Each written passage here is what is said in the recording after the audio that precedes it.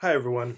Let's talk about the difference between inductive logic and deductive logic. And I think the difference is pretty straightforward, and that difference can be emphasized by a comparison of probably the most famous way that we think about somebody interpreting evidence and then trying to infer a conclusion from that evidence, and that is detective stories or police detectives.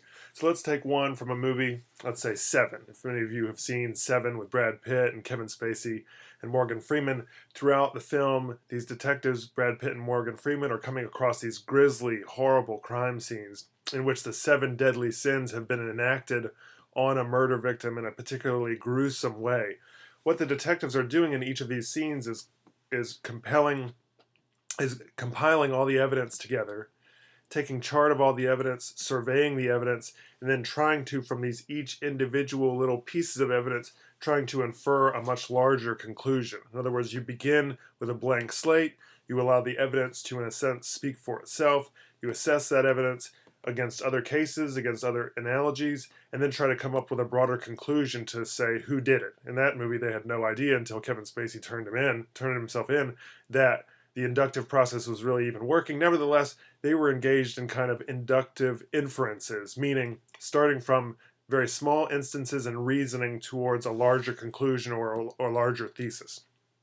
Deduction is quite the opposite. And let's take two contemporary examples from popular true crime series. HBO's The Jinx multi-series documentary that I just finished is great, if you want a little movie reference, or the podcast Serial that was acclaimed to fame just this past winter and last spring. So in both of these cases, what we're seeing from the prosecuting attorneys for Robert Durst in The Jinx and the prosecuting attorney for Adnan Syed in Serial, and I won't give away any spoilers, I promise, is that they are beginning from a theory of a thesis, which is that Adnan Syed is guilty of the murder of Heyman Lee and that Robert Durst is guilty of 3 murders. And then they're trying to find evidence that will plausibly link their thesis to its conclusion, to its logical conclusion. So to prove that Robert Durst is a murderer in 3 different instances and that Heyman Lee was killed by her one-time boyfriend Adnan Syed, the prosecutors need to find evidence that fits their case, and so they begin with this thesis, and then they deduce evidence that would then help them prove